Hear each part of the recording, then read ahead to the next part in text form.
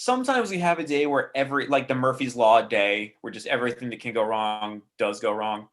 And if I recall correctly, that was I know I recall the end part of this perfectly well, but if I recall correctly, the prelude to this was that I went in for a chemo treatment, got hooked up, and the people who were supposed to deliver the drug didn't deliver the drug. And getting hooked up was always a bit of an adventure for me because I hate needles.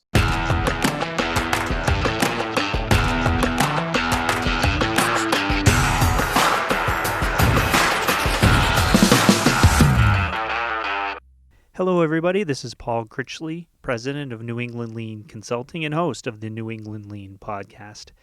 I'm honored to have you all along with us this week as we welcome Adam Bernard to the show. So you likely don't recognize Adam's name because he's not in our lean community. He actually has nothing to do with it. In fact, Adam is a music industry veteran and a lifelong martial artist who's been working in media for about 20 years, since the year 2000. He's also a cancer survivor, and his memoir, ChemBro, Embracing Beastmode to Beat Cancer, was released this past fall via Dreaming Big Publications. And I actually got to know Adam a couple of years ago via Twitter, just because we share an affinity for our local baseball team, the Hartford Yard Goats. So we kind of hooked up there, and I got to know him through that medium and became familiar with his story and all about his journey with cancer, through cancer. And it was actually really inspiring. And when I saw that he announced he had written a book and that it had come out, I knew I had to have him on the podcast. And he certainly didn't disappoint. I had him on really for two reasons. One, because for those of us who work, in healthcare, obviously we work in the lean side of healthcare. I can say that we have a lot of work to do. And after reading Adam's book, a lot of the points he made and things he talked about were unfortunately all too familiar. And it's disappointing, but it also tells us that, we still have a lot of work to do. Because when you consider that lean's all about delivering value to the customer, and in this case, customers are patients, and you have to take those things into consideration. It's not just about doing what you need to do for them. It also involves how you do it mentally, psychologically. And that's the other reason why I wanted to have Adam on, because he can speak directly to that and how it feels from the patient perspective when things don't go correctly. And even in the intro, the snippet that I used from the interview tells of, he showed up when he was supposed to. He got hooked up with all the monitors and tubes and everything else that you need for chemo, only to find out once all that stuff was done, they actually didn't have the chemo chemicals to give to him. So they had to unhook him up, and all of the, you think about all the waste that creates for not just, the nurses and Adam, but, for everybody else that's involved in that value stream. And then what extra stress it causes for Adam as a patient. He's already going through quite a bit, having, he's fighting cancer, to have something like that happen. And I think just mentally, I think we can all empathize with that position. I also wanted to have him on because I think there's a lot of parallels to be drawn between, his experience and how he's developed himself and deals with the obstacles that life has given him, as well, along with what we all deal with as lean practitioners when we undertake lean and lean transformation. Because there's, I think people go through those stages, we want to call it the stages of grief, or just in dealing with change. I think there's a lot to be learned from Adam on how he was able to dig deep and find it within himself to overcome those things. So I really like where the discussion went with him, and I hope you guys enjoy it as well. Finally, I did want to plug one thing. Since the time that I interviewed Adam, he announced that he's going to be a mentor for Eimerman's Angels, which is an organization that hooks cancer survivors up with other folks who are, going through it or are caregivers. It's really, really important work. And I honestly, I can't applaud Adam enough for taking that on, being able to share his story and encouraging and inspiring others to keep going, keep fighting. So hat tip, Adam. Thank you. Um, that's it. I hope you guys liked the episode. Talk to you soon. All right. So, welcome to the New England Lean podcast. As I mentioned in the intro, today we are honored to have Adam Bernard. Adam, how are How you you? doing? I'm not like most authors who have like a setup behind them of their books, so I'm just gonna like keep holding my books up. That's These are fine. We could just, I can there make we it like a go. footnote or something. Floating bookshelf right here, and shameless self-promotion right at the start of the show. Right? Boom. That's fine, man. You can't see mine. Like I have a little bookcase back here. Mine's on the bottom shelf, You like have like stacked. trophies and awards back there. You've been running marathons. I can see it right behind you. Those are participant medals for obstacle course races. It counts. So I can't say I've won any, but hey, I'm You've out there doing earned it. them. You've earned them though. This So is true. that counts. I work hard at it. So thank you again, Adam, for agreeing to be on. I know you and I have, we've kind of interacted via Twitter for, I don't know, a year or so. Yeah, So wow. I was relatively familiar with your story. And then I saw that you came out with your book. So I got it, and it's pronounced by, just FYI. So there will be some people who listen to this and some people who watch. So I will just say, I'm holding it up right now, and it's called ChemBro, not Yes. ChemBro, even though it looks like ChemBro. But Yeah. it's a play on chemo, which has been, unfortunately, I guess, or fortunately, however you want to look at it, a part of your life as of late. Yeah, So 2017 was an interesting year. yeah, And early 2018 was an interesting year. So to give people some background on ChemBro embracing beast mode to beat cancer, is that in January of 2017, I was invited to test for my 5th-degree black belt in Kempo. I'd been studying the martial arts for 30 years at that point. I'm 42. So I've been studying since I was a child. Now I've been studying it for 35 years. And, they tell you 6 months in advance before you're going to test because you really have to get ready. And 3 weeks after getting the invite, I was diagnosed with testicular cancer that had spread to one of my lungs. So I had surgery. I went through really aggressive chemo. I tested for my 5th-degree black belt. Then I had another surgery, and then I competed in the CrossFit Open because everybody needs goals in life, and everything that, when you read the book, you'll see that even little goals, they help you along the way, no matter what you're going through. And I really want to show people that hurdles in life are meant to be jumped over. The positive mindset is really big, that, finding your inner warrior spirit.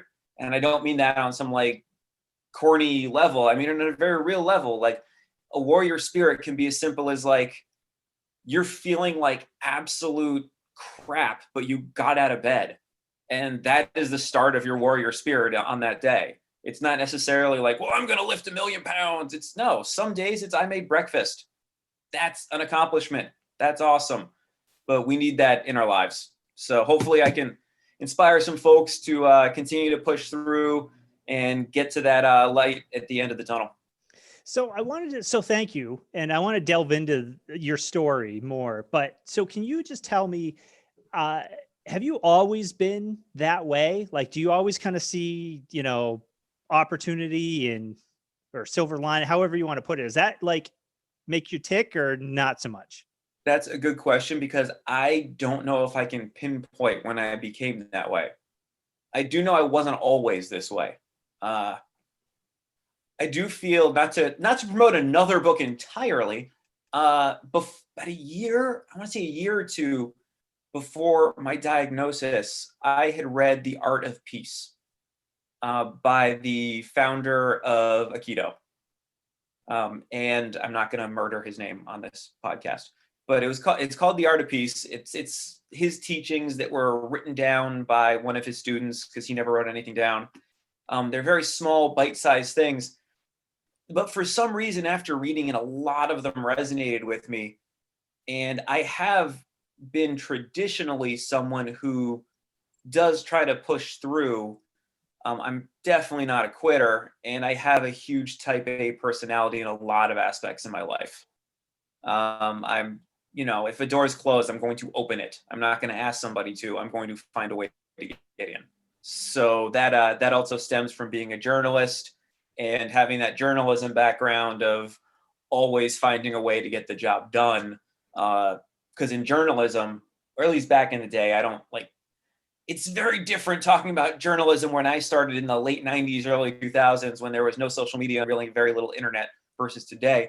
But back then, a lot of people could close doors in your faces and you still had to get the story.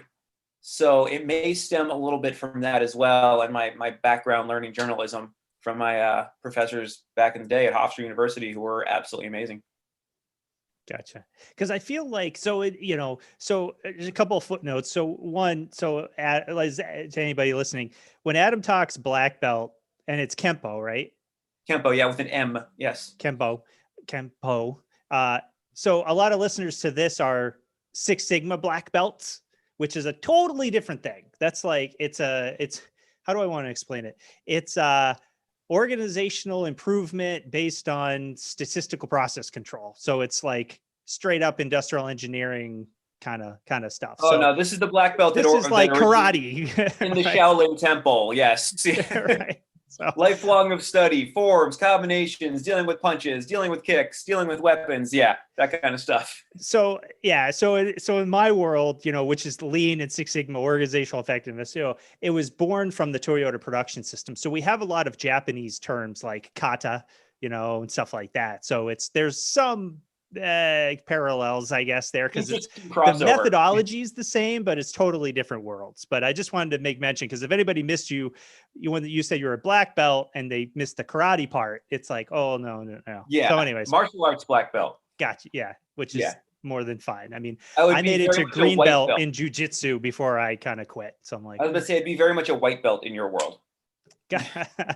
Right. Well, yeah, but still, I mean, yeah. But yeah, so could you take us on a little tour? So you kind of alluded to it a little bit. So here you are, it's what, 2017. Yep. You've been studying martial arts for 30 some odd years. You got the invite, like you said, and I think to test for it's 5th degree, right? Black belt that you are? 5th degree was what I was testing for. Yeah. And they do it 2 times a year. Yeah. Right. They do it once. They did, but pre-pandemic. Hopefully by the time people like get to listen to this and see it, and even if it's next week, hopefully we'll be able to do stuff again. But yeah, pre-pandemic, it would be 1 test in the summer, 1 test in the winter. You were dealing with awful weather no matter what. You were either going to deal with oppressive heat or freezing cold. And we just sort of survived. The tests are 4+ hours long. Yeah. Yeah. So, I remember I remember I tested for my green belt and it was, it goes back a ways, but I want to, even that was, I don't know, maybe an hour or so where they run you up and back and up down the floor to make sure you know what you're doing. But so definitely. Here you are, it's 2017, right? You've got, you're a freelance publicist. Freelance journalist, excuse me. Yeah. Love my publicist. You've, all right. So you've got your invite to go to black belt. You've got your stuff together, more or less. And I think you're making breakfast one day. Yeah. And then I felt the pain.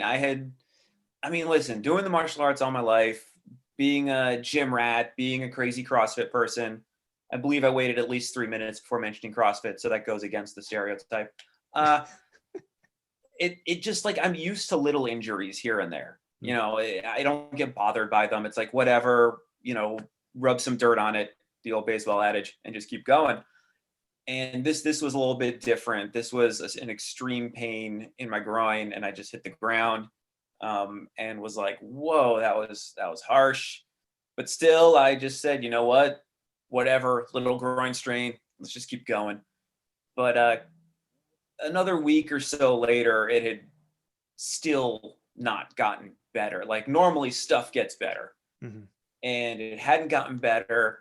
And there was obviously something wrong down there. It got to the point where I could not sit comfortably, which, by the way, if there are fellows out there listening to this and they're having an issue where they can't sit comfortably, you need to call a doctor. Mm-hmm. Don't wait.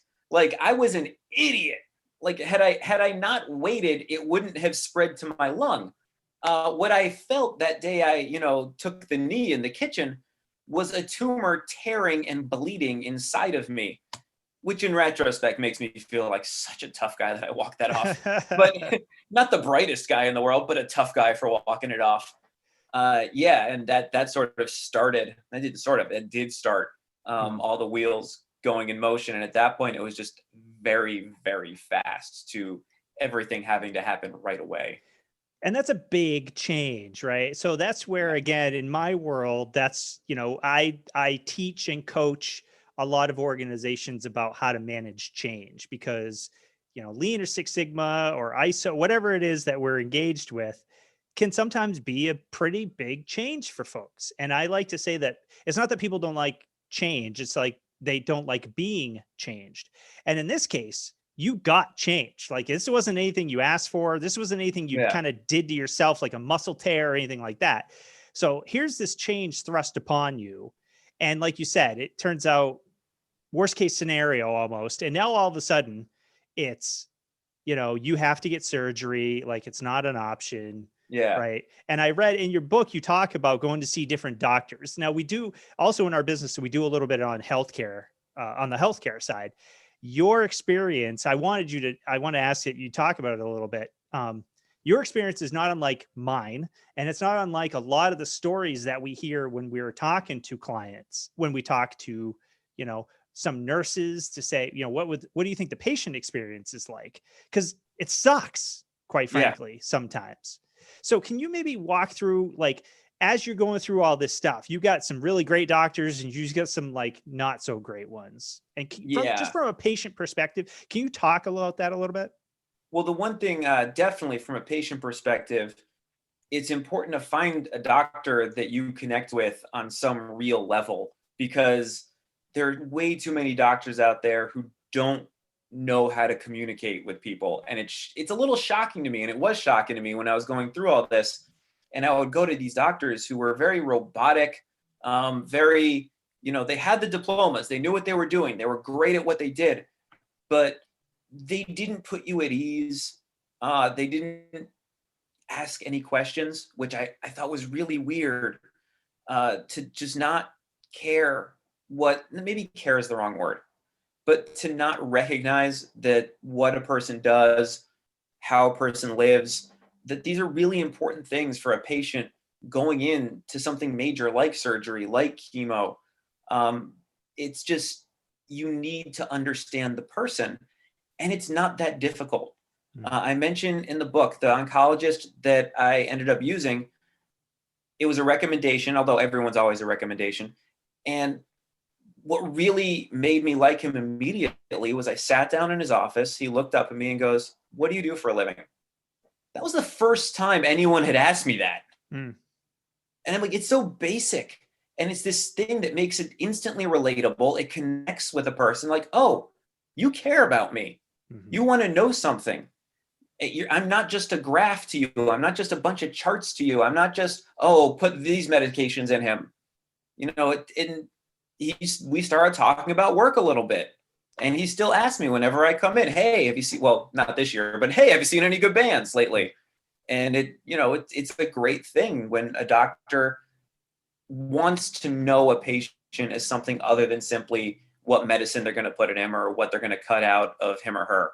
Mm-hmm. And it was really shocking to me, the lack of communication skills some doctors had. Now, listen, some of those doctors are still considered like the best in their field, and that's fine. But anyone will tell you their doctor is the best.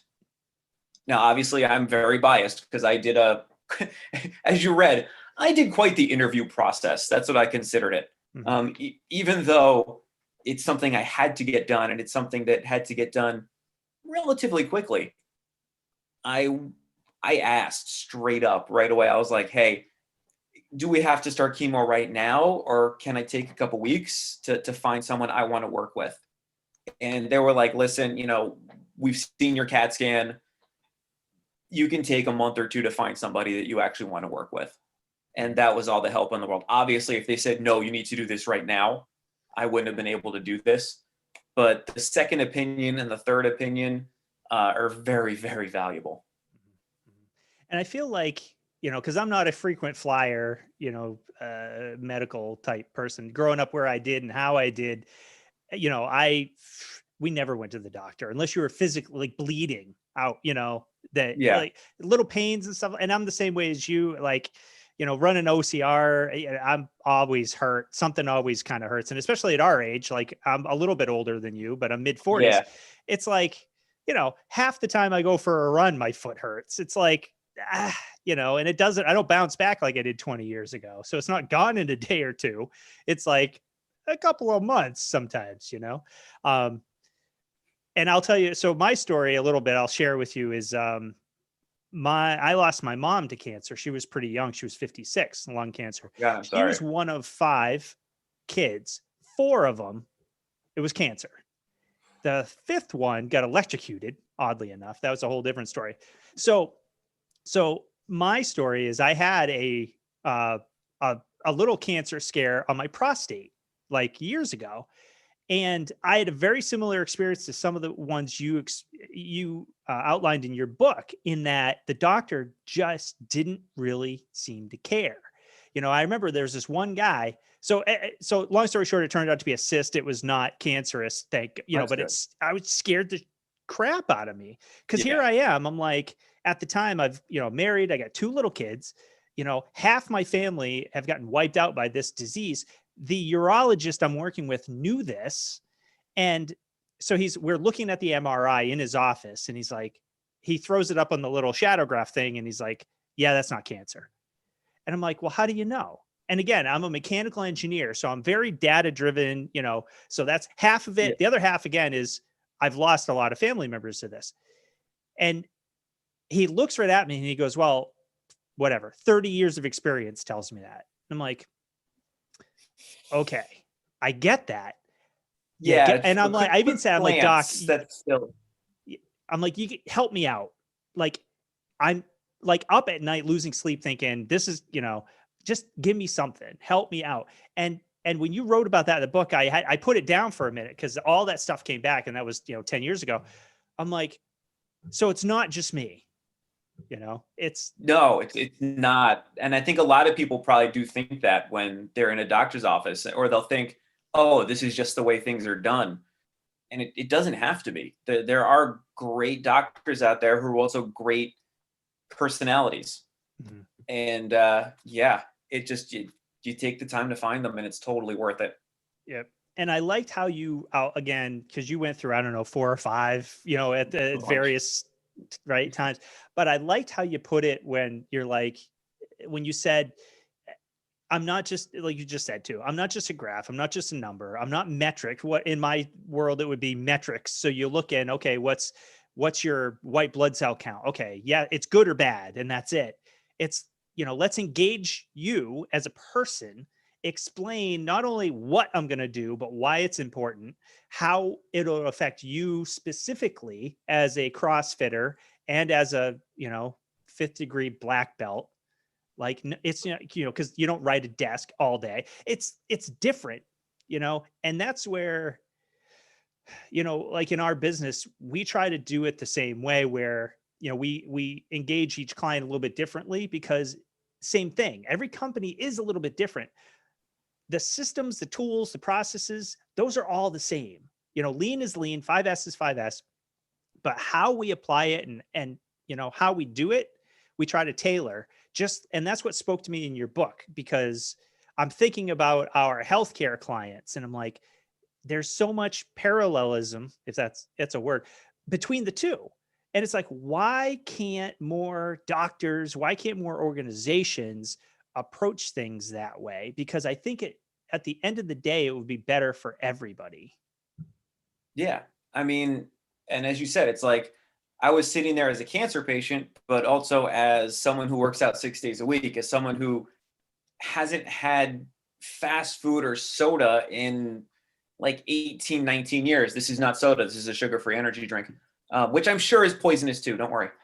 But like, you can't just say, oh, you have cancer. It's like, well, I'm totally different than the next person who sits at McDonald's 3 days a week. Mm-hmm.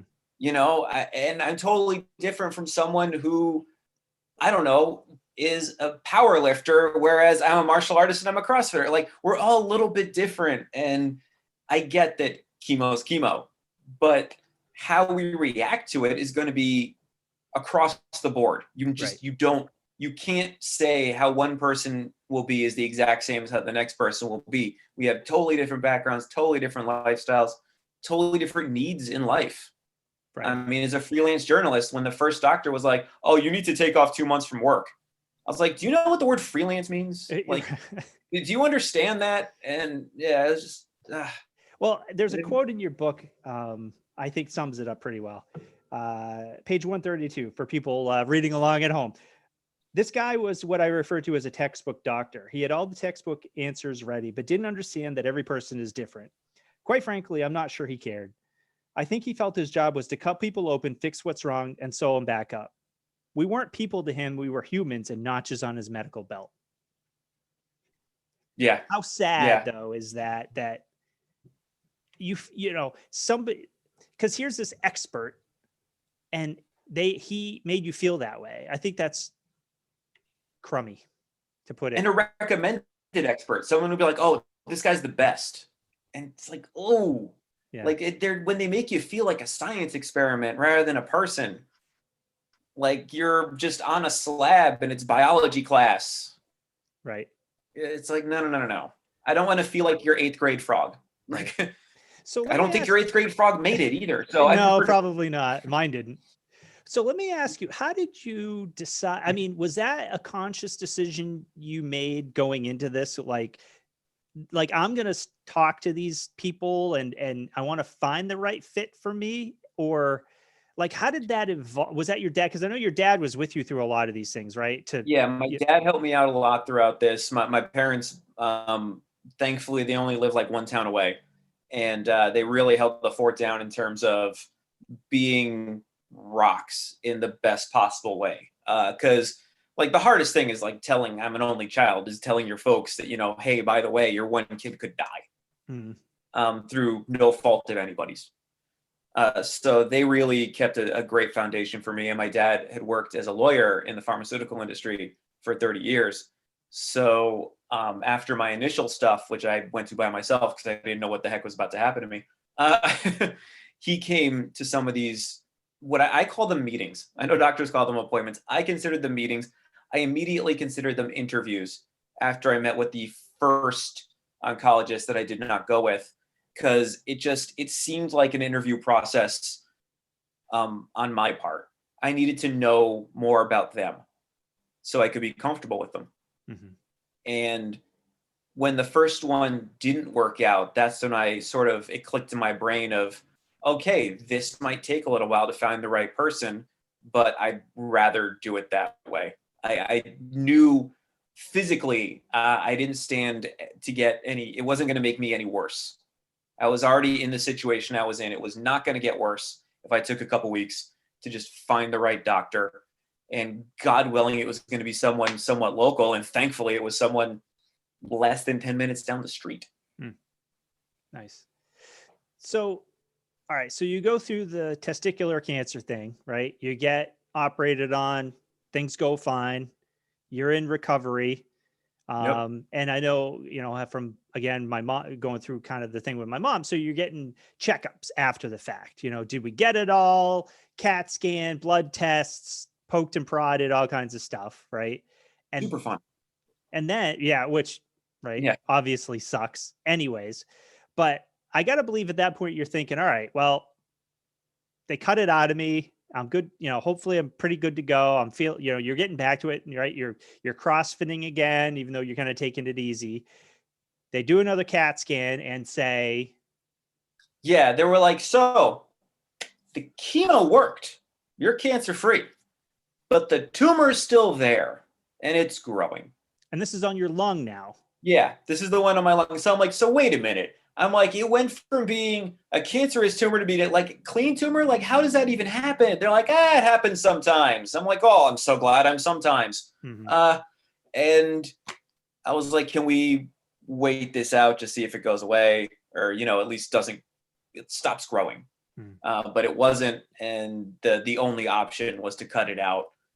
And it was it's interesting because that was one where time was a little more of the essence. Mhm. Although when I finally, after speaking with some surgeons, met with a surgeon I was going to use, and he wanted to like schedule it immediately, and I was sort of like, hey, does it have to be scheduled immediately?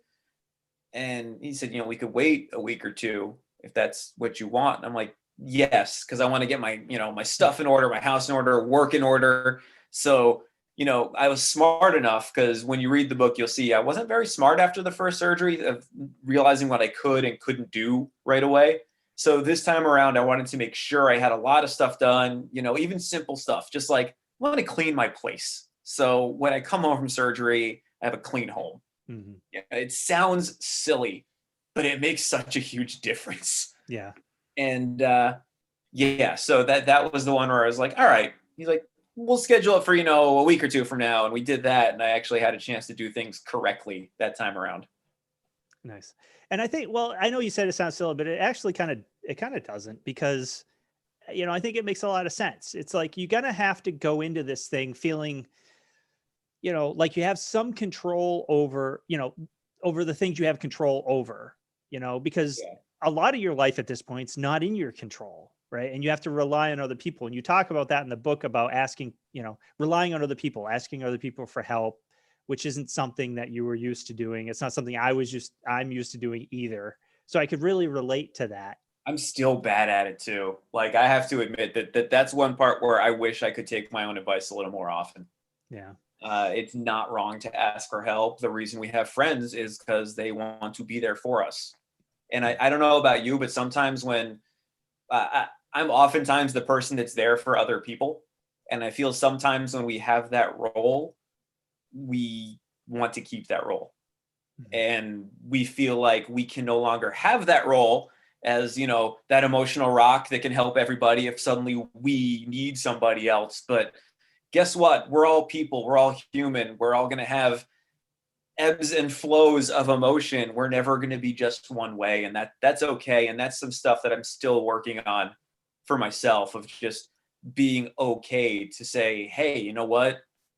I need someone on this one. Mhm. I think working out in a CrossFit atmosphere has helped out a lot too, because we root each other on, stuff like that. And obviously the martial arts is big with that too, in terms of helping others and getting help from others. And Mhm. you know everyone starts as a white belt, so you're getting help from the start. Right. And hopefully as I continue to grow and mature at 42, I can I can make that happen at 42, with the Mad magazine and the Godzilla in the background here in my office Yeah, and that's the all attack of right. the show. But yeah, I'm totally mature. Yeah. Well, you know what? It's a lifelong journey, right? I Yes. don't, yeah, we all, I think everybody has those kinds of things they got to work through.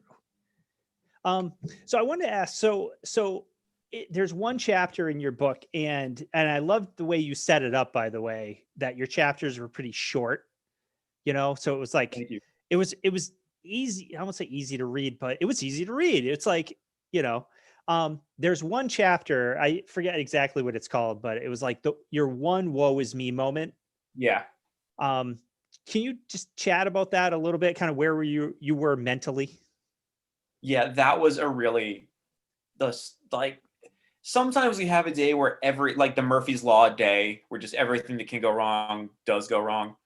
And if I recall correctly, that was I know I recall the end part of this perfectly well, but if I recall correctly, the prelude to this was that I went in for a chemo treatment, got hooked up, and the people who were supposed to deliver the drug didn't deliver the drug. And getting hooked up was always a bit of an adventure for me, because I hate needles and I will never get used to it. So the nurses used to kind of like laugh and have a great time whenever I would come in and just start dropping f bombs every time a needle came near me. They they loved it, which was good because it really calmed me down that they loved it. So, but there were times where, I would be getting blood drawn and they'd just hear an F-bomb come out and I'd hear a voice go, "Hey, Adam's here." It was like, all right. So that, so they had to unhook me up and they were like, all right, but the next day, everyone is going to be at, a specific hospital rather than the office. Listen, the difference was a 10-minute ride and a 15-minute ride. No big deal. So it's a dark day. It's kind of drizzly. I go to my car and it doesn't freaking start. So I'm already like, all right, the day before I had to go in, get all this stuff put in me. This day I'm coming in, the car doesn't even start. Like I had people in my building. I live in a complex that had offered to give me rides, but of course this was after everyone had gone to work already. So thankfully my folks were home and I was like, hey, what are you doing today around nowish? And I got a ride to the hospital and got the stuff done a little later than I wanted to, which of course rearranged the whole day. But yes, standing there with the car not working, having had the day before's experience going on, I was heated. I was just like, you've got to be kidding me. Because we have those moments in life where we're trying to do everything right. And we think we're doing all we can correctly. And it just feels like the universe says, I don't care. Like whatever. I'm still going to throw this roadblock in your way. And yeah, that's the one time I kind of allowed myself to feel sorry for myself. But it only lasted until later that afternoon when AAA came and replaced my car battery. Mm-hmm. So the reason I brought that up is because I feel like, and again, I'll relate it back to kind of what I do. There is a little bit of loss of control, a little bit sometimes that from an organizational psychology standpoint, sometimes we have to help people get over. But there's also those times when, just like you had that day, where, people sometimes hit the wall of, I didn't ask for this. I don't necessarily want this. I can see that it's going to happen anyway. And they kind of hit that mental brick wall of just everybody stop, like just stop everything for just, for some time, because I can't handle it all right now. So was there anything you did or said to yourself to like snap yourself out of it? I don't know if it's anything I did or I said. I know that once I was finally there, I felt a little bit better about things because I was finally getting it done. But I do remember, and I have to give credit to my friend Conscious for this one, because I used to get like super angry when the internet would go down and I couldn't get anything done. And one day he just said to me, he's like, you can't change that, man. He's like, there's no reason to get angry about it. You can't change it. And ever since then, whenever the internet would go down, I'd just be like, all right, I guess I'm going to read a book. I guess I'm going to work on something else that I can do with a pad and pen, And that does in some of those situations where it's like, okay, I can't do anything about this. Nothing I do, nothing I feel in terms of anger, which is a really wasted emotion most of the time, because it does nothing to help us. I often think anger is frustration without any thought. Like, at least frustration, you can be constructive. Like, I don't see anything constructive about anger. So I sort of get into my own brain and like, hey, you know what? It's raining. You can't stop that. Your car battery died. Nothing you can do about that. You have to wait for a ride. It is what it is. Rearrange your day. This is what it is now. Mm-hmm. And that's helpful in terms of just being able to just calm down and say, hey, there are some things we have zero control over and just have to deal with it.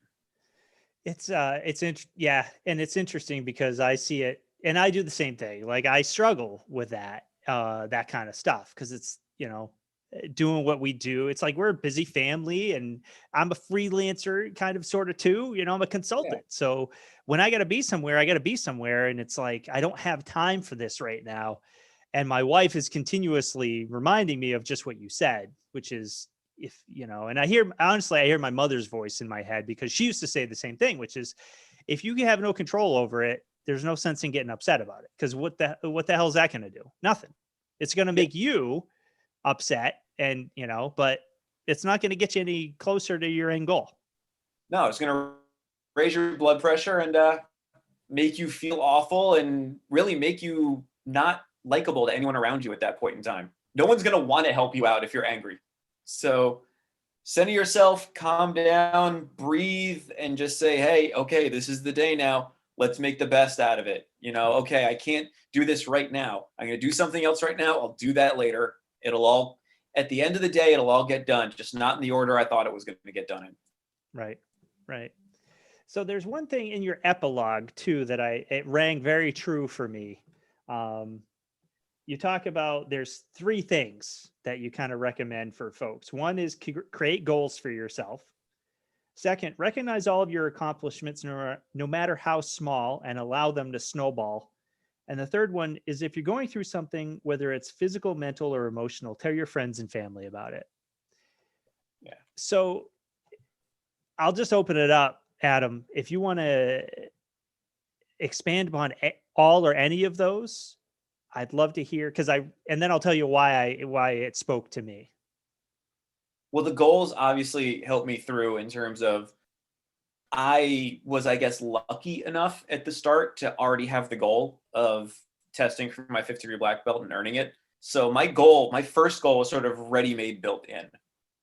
And because of that, my other goals became continuing to work out every day and, continuing to train and continuing work. Because I wanted that sense of normalcy, which is so big in life that, it's a very underrated aspect of life, especially when you're going through something. And whereas I went through cancer, there's depression and a whole bunch of other things people go through where just like the slightest bit of normalcy is so important. So that also became a goal. And then recognizing the accomplishments, because guess what? When you're going through chemo or post-surgery, you're not going to be doing as well as you were before. And that's one of those things you sort of have to get through your head. One doctor I spoke with had worked with athletes, and that was very helpful.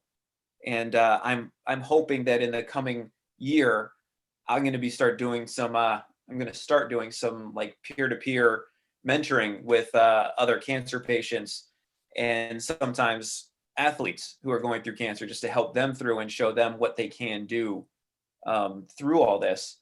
But some of those little things, even if it's, just surviving a workout, even if you're not lifting what you used to lift, that can be so huge.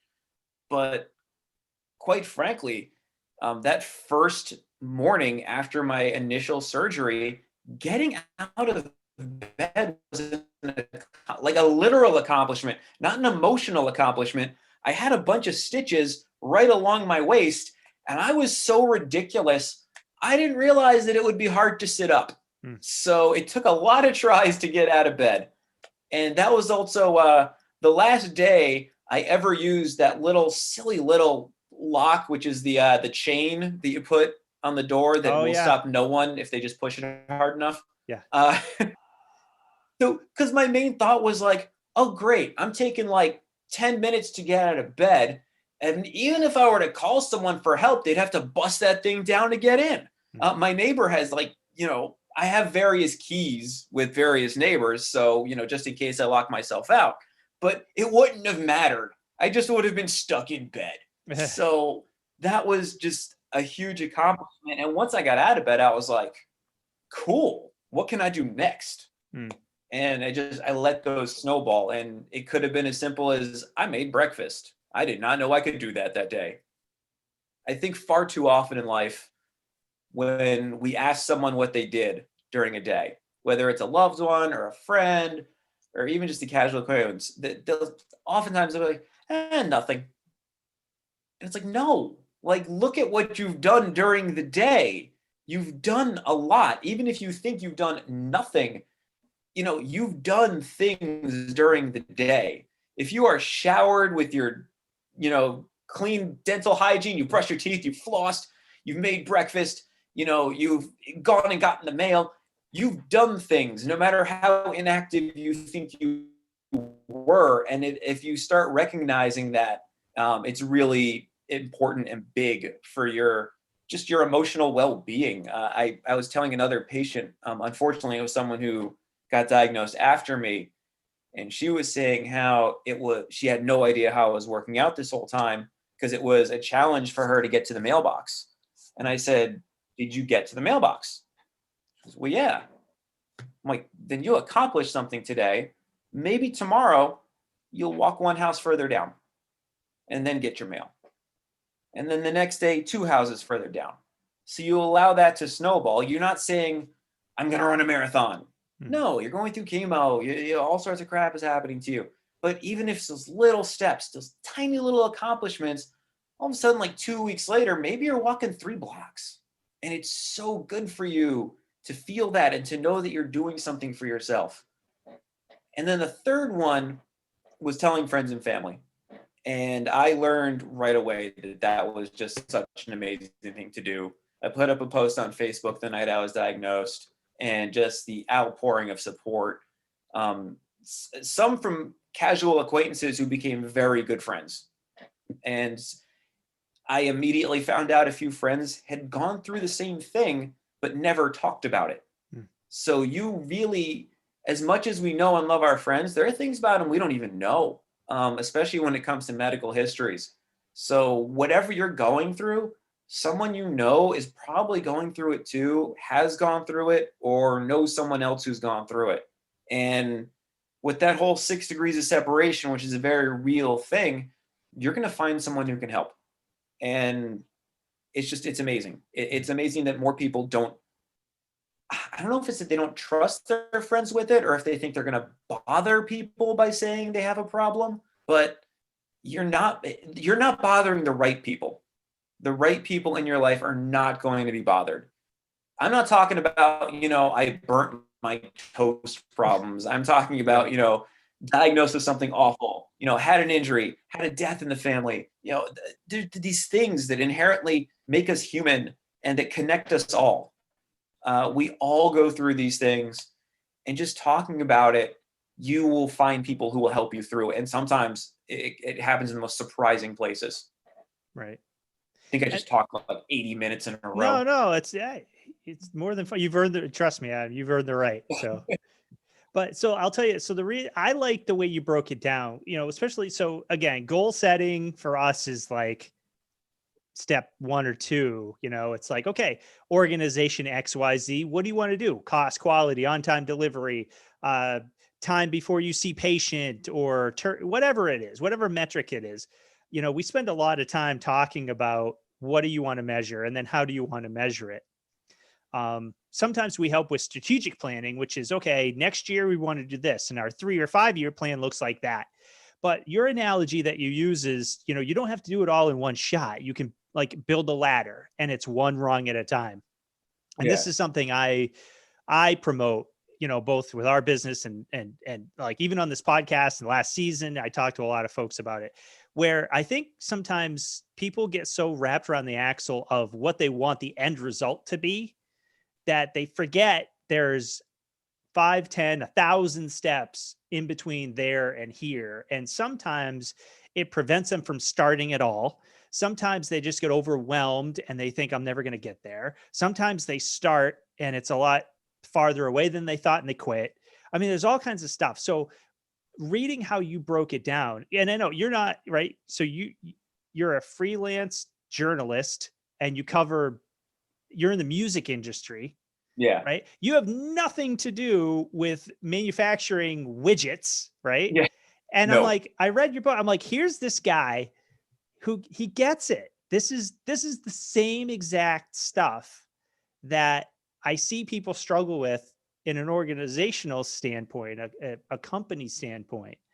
And it's like, how do we, and that's why, your messaging was so meaningful, because I'm thinking, how do we as a society of human beings all together, how can we help promote this thought process of, if it's better tomorrow than it was today, I win. And then I just keep Yeah. doing that. And if it's, hey, I made breakfast today. Hey, I went to the mailbox today. Like, that's okay. That's an accomplishment. It doesn't have Yeah. to be I hit a home run in Game 7 of the World Series, Yeah, that's and not going to happen every day. right, And right, also, exactly. you'll never hit a home run in Game 7 of the World Series if you're not taking batting practice. Like, you have to go through the steps to get there. Like, you have to learn how to swing. You have to, learn how to swing from live pitching. You have to learn how to hit a curveball. You have to go up through the minors. It's all steps. It's great to hit the home run in Game 7, but that guy spent his entire life getting there, and he wasn't mad every morning that he wasn't playing in Game 7 of the World Series. Sometimes he was in a cheap motel in like Toledo getting ready for the next day's game. Mm-hmm. Mm-hmm. And And that's why I like how, I'll bring it back to your mental, what's the word I'm looking for? Frame of reference. It's like, okay, this sucks. And I'm paraphrasing. This sucks. I don't like this. I don't want this, but I got it anyway. So here's what's going to happen. And like I said, and I see it all the time, and there's this loss of control, and people struggle with that. And that's why I wanted to ask you, like, how do you mentally like get there? Has it always just been your way? And I liked what you said, you eventually hit a point where it's like, listen, I can't control this stuff. So, yeah. Yeah, it's just control what you can. I'm someone who's just fiercely independent too. Only child, live by myself, freelance, so I'm self-employed. It's just one of those things where I'm very self-reliant, sometimes to a fault, where again, as we mentioned before, asking your friends for help can be difficult, but necessary. In terms of having the frame of reference of just saying, hey, I'm going to make this work. Pretty much, yeah, that's pretty much been me, most of my adult life, of just, dealing with stuff. That's what being an adult is it's dealing with stuff, and you don't control the majority of it. So what you can control in your life, you control. I mean, I have friends with multiple kids. Believe me, they don't control much in their own lives, but Right. what they can control, they do. Right.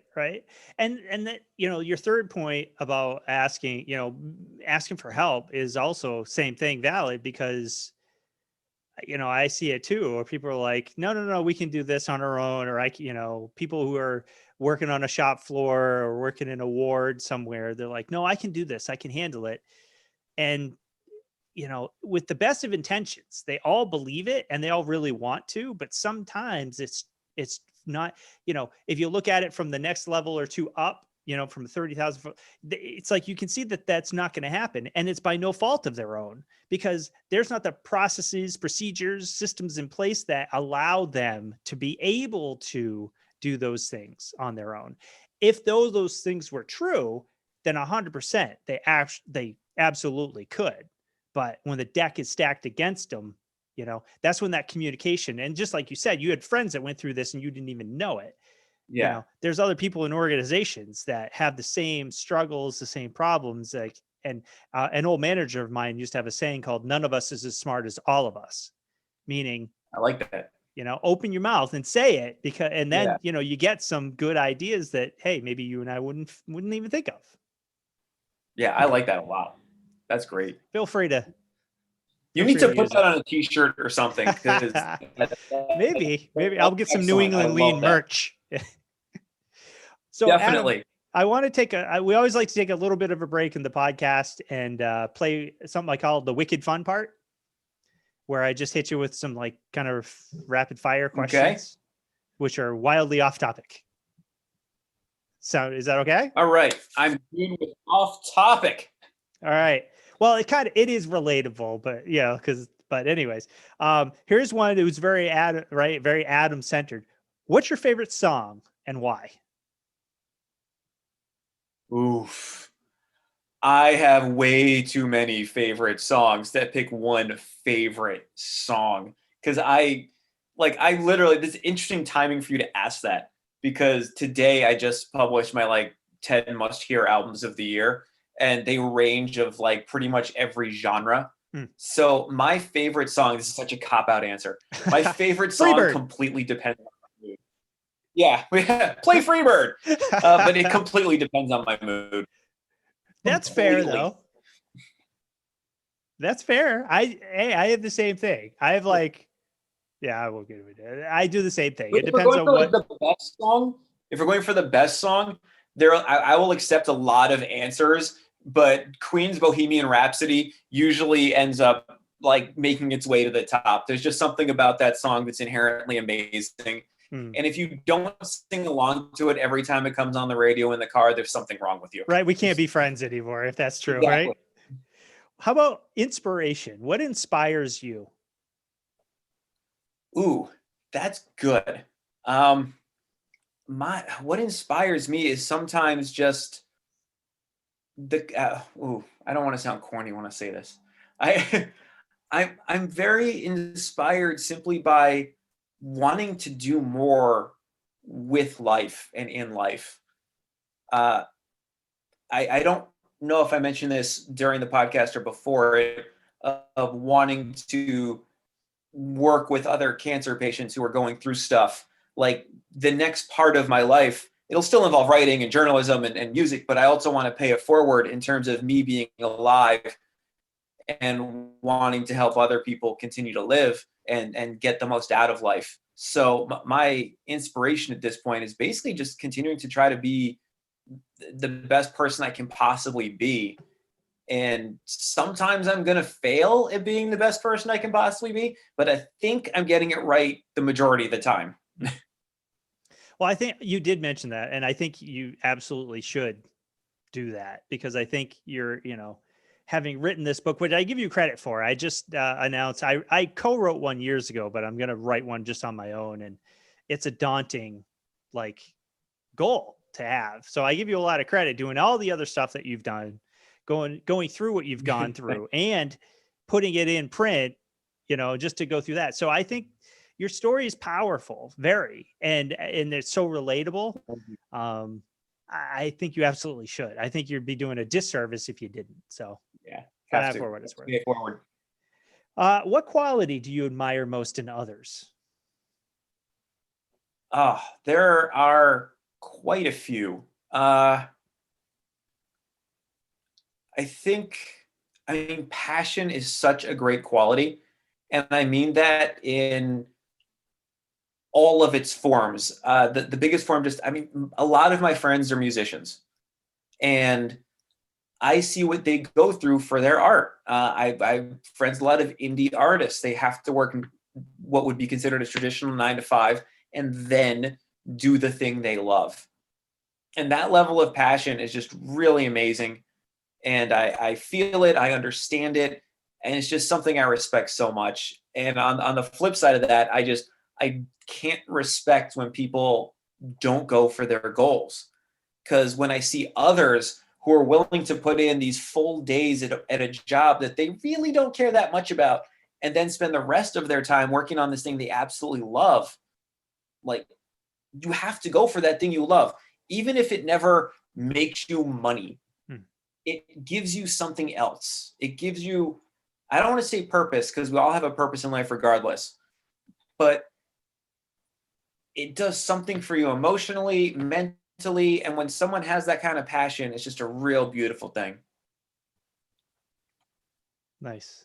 And I agree. I mean, I agree with you. We're only here for a short period of time, some shorter than Yeah. others, right? So it's not worth not pursuing your dreams, right? Yeah, there It's a are enough shame. hours in the day. There Yeah, really are, or at least in the week. right. Last one. If heaven exists, what would you like to hear God say when you arrive at the pearly gates? Good job. I just, I come, hey, good job. Hmm. That's kind of the most I can hope for. If I get up there and he's just like, yeah, good job. Like, all right, I lived my life correctly. That's what I was trying to do. Good answer. I like it. So Adam, if and we'll link to the book and your Twitter profile and everything in the show Thank you. notes. But if people if there do you have any other ways that people can get a hold of you or other web pages or anything like that? I would say definitely the best way is Twitter. I do respond to all at mentions that aren't offensive. That aren't offensive, that aren't political. Right. So yeah, at Adam's World Blog, that's my Twitter handle. I do respond, and I respond very quickly, and I respond to DMs as well. If someone has an issue like cancer and doesn't want to be super public about it, I will absolutely respond privately. And yeah, actually, I mentioned my Twitter handle on the back here of the book and in my bio in the back, and I'm still waiting for Vanessa Hudgens to reply to one of my tweets. This book's been out for a couple months, Vanessa Hudgens. What's up? I don't know if she's a listener. I don't track ISPs, but maybe. So I'll throw it out into the universe and see what happens. I'll do the best I can. So Adam, thank you so much. Is there anything that I didn't ask or we didn't touch on that you want to drop some knowledge on or with us? I guess one thing I'd like to close with, and it's a little random, and especially since I just said no politics in my timeline, there is one thing I talk about, and I'm wearing a shirt right now, the Acoustic, and my koozie here is the Fairfield Theater Company. These are both independent music venues by me, and right now, independent music venues are in really terrible, dire straits, and there is a bipartisan bill called the Save Our Stages Act that it's been on the floor for months and months and months and just has not been voted on. And it would give, I want to get the number. If I'm wrong on the number, I apologize. I think it's 10 billion to the independent music industry. And quite frankly, we need it. Places like the Acoustic, like FTC, like in the city, Arlene's Grocery, Rockwood Music Hall, Bowery Electric, Mercury Lounge, Pianos, all these places where I said this in an article when the coronavirus actually first hit and we were having these issues. If Stephanie Germanotta does not have the bitter end to play in, Lady Gaga never exists. So we need these venues. The independent artists need these venues. And they have some really interesting statistics on the Save Our Stages Act pages about how like $1 at a music venue, how much it means in terms of transportation, lodging, food, all these other businesses that thrive because of these independent music venues. So if you want to, hopefully when this airs, this won't even be an issue and the bill will have passed. But if not, you can look up hashtag Save Our Stages and hopefully save our stages. And I will say I had nothing to do with the actual writing of that or anything. It's just something that I really hope passes, and I really hope all these places that I've called home for the past 20 years can continue to exist. I mean, I literally live like less than 5 minutes from the Acoustic, and I've been there going to shows there for all of my adult life. And it's one of these things where if it's a Tuesday and I'm like, I don't know any of the bands on that bill, I'll pay my $10, I'll go in, and you know what? Oftentimes, one of those bands, two of those bands, I'll discover someone great. I'll write about them, and it goes on from there. So hopefully that can happen, and hopefully more great music on adamsworldblog.com.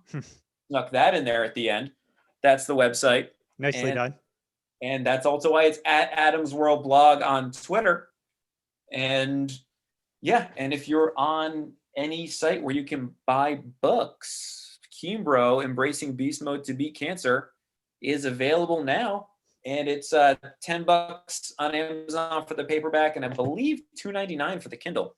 So, that sounds right. I think I haven't looked in a while since I bought it, but I think that's about right. But I will, when we air the show, which won't be, right now, I'll be honest, we're recording late December, but it'll be the first couple of weeks in January. So you're cool. Up early in season 2. So, well, that's good because I mean, let's face it, we got Christmas and New Year's. I don't know how many people are like checking for new content right now. Hopefully they're spending time with their families. Yeah, right. We would hope, but I will find right before when I hit submit or whatever, I'll check out Save Our Stages and I'll put any information in there. So if people are interested, when they listen, they can, and we post this on YouTube as well. So I'll include any links there so people can go and check it out and donate and I believe as much as they can.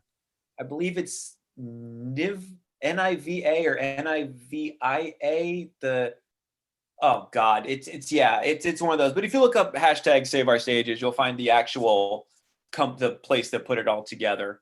It's pretty interesting. I was just like heartbroken the other day when my buddy who books Arlene's Grocery, they put up a post that was like, if we don't get funding, we're done in February. And this is a venue that was celebrating their 25th anniversary this year. Wow. And it's like, you have so much history right there, and you can't, like, as a country, we can't let that die. Like, our arts and culture are pretty much our number one export. Right. You know, it's just it's important for sure. Sure. I have friends that work on Broadway in New York City too, and they took such a hit. Yeah. So yeah, definitely.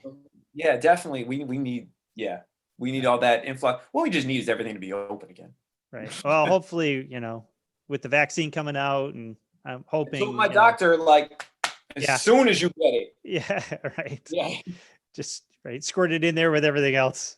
Just exactly. Like, listen, I hate needles. I will take that one gladly. Just shoot me up twice and put me on my way. Right.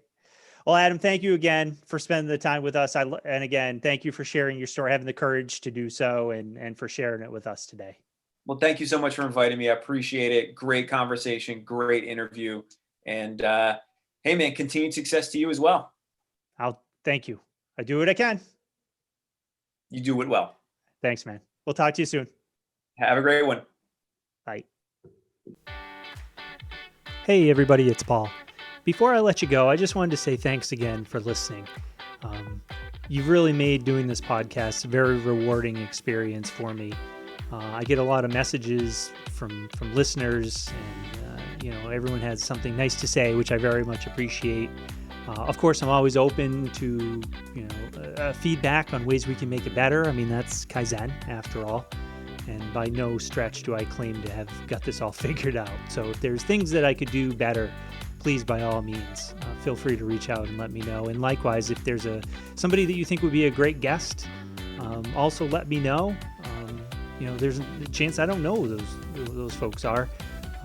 So somebody that you can help put us in touch with, somebody you want to learn more about, certainly let me know and I'll reach out to those folks. But I hope you find the podcast fun and entertaining, educational, and maybe even a little inspirational, I hope. That's really what I'm going after with this whole thing. So thanks again. And one small ask, if you don't mind, if you listen, whatever your preferred platform is, if you could just, subscribe, give us 5 stars on Apple or whatever, again, whatever platform you listen to, it helps. The algorithms like it. So if you could do that for me, I would greatly appreciate it. And we'll talk to you real soon. Thanks, everybody.